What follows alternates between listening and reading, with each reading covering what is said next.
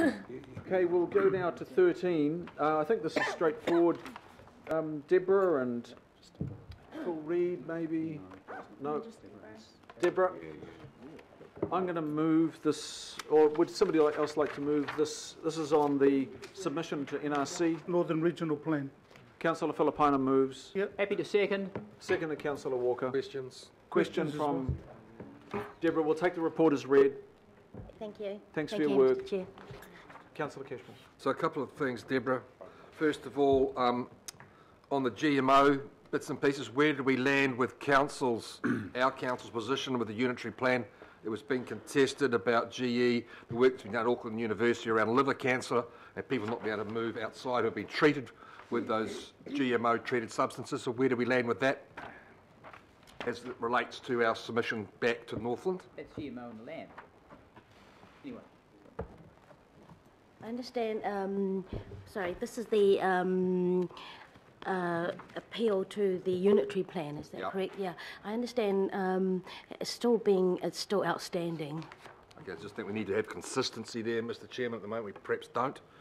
The other one is the stock exclusion rules for the Northern. What were their rules? They're not stipulated in the report. So we have our rules that were approved by the unitary plan. Are their rules consistent with ours or different? Slightly different in that their approach was different in that it follows quite strongly with the proposed central government proposal of stock exclusion based on land type, you know, highlands, lowlands, that sort of type thing. They actually specifically put in as non-complying activity access to coastal marine areas, which is quite different to... That's the different point. I understand that point. Mm-hmm. And the last one is a vegetation clearance. It's particularly concerned to iwi land up north. There's a lot of land that has gone back. It's owned by iwi and under their land ownership rules. And we're recommending we go from 5,000 hectares clearance down to 200. Is that potentially going to affect land development and economic unlock for the north? Bless you. Just for clarification, it's indigenous vegetation, not general clearance. Yep. So a lot of it up there's gone back into Mānuka, Kānaka with a gorse understory. Mr. Chair, I can't actually answer that question because iwi didn't actually respond to my seeking of their comments and everything. Right, so my position, Mr. Chair, we are trying to invoke what we think is a good rule upon an area that's got a completely different set of circumstances. And the vegetation clearance for the north, whether it's iwi land or not, I just have concerns around that. Well, I guess, can I just say that under the unitary plan, we don't, I understand we don't differentiate between iwi owned land, so I would think that Northland wouldn't either. That's the point I'm making though, Mr. Chair. You're potentially locking up land. Our submission is potentially to lock up land from clearing back into productive land, back down to 200 hectares every 10 years, which might not be suitable for the northern context. We're putting our urban rules into a different context. Is that your view, Deborah? That's not how I read it, but I'll just bring... I'm willing to be stand to be corrected.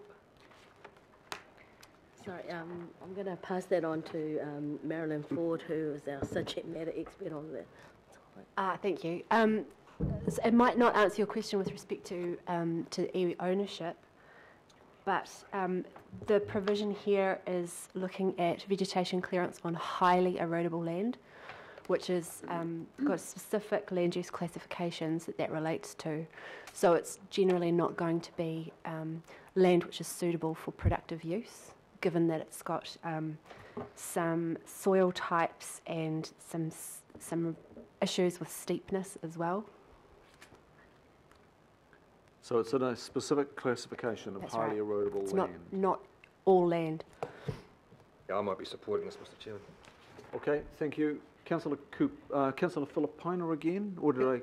Oh, sorry, over here, Gate, sorry. My bad. Tēnā kōrua, ladies.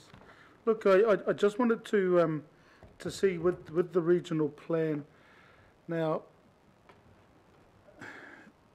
there's a marae, and I've been trying to locate this marae that sort of sits on the border with Northland Regional Council and Auckland council.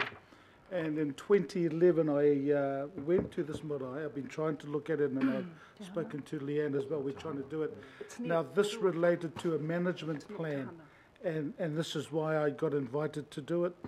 Now, this related to, obviously, the land, air, you name it, and it was their management plan. So, have we, it doesn't seem to be any comment around any marae that border the two, whether... You know, there's, what am I trying to say? Is it up in Tahana? No, it's not. it's another it one was on the outside coast. here. It was on the coast. But But I'm really trying to find out, as a result of the plan, the regional proposed Northern Regional Plan, whether we at least will be linked into anything that relates to any management plans that relate to the marae that we have an interest in from Auckland Council. Yeah. That's all. I think the staff would have to investigate that a bit further. It's a bit outside the scope of this. Well, I know the management plan that they put through related to not only the fresh water, that related to the land and everything else. So maybe I'll talk to John, you offline. Okay. Through the chair, happy to look into that offline if it's acceptable. Thank you. I just wanted to make sure there was a mention of it. Okay, should Thanks. vote on this? All those... Can I just... Oh, sorry. Yeah, sorry. Councillor Cooper. Yeah, it might be Orua Wharo marae. Yeah, It's near Orua Wharo, Yeah. through the chair, so it may well be called. Yeah. Yeah, I think up there. Just what I wanted to ask was, in terms of the Kaipara Moana working group, and you know that we're working towards a framework for the Kaipara Moana settlement, treaty settlement. Quite a lot of that catchment it is commented on around the catchment, that forestry catchment and any kind of catchment that goes into the Kaipara, and there may be overlaid a management co-governance group on there. Have we? I mean, I think that's why I support the issues around the highly erodible land, and because there's huge issues in the Kaipara already around sediment and toxins, minerals, etc., runoff. Have you looked at those sorts of implications going forward? I mean,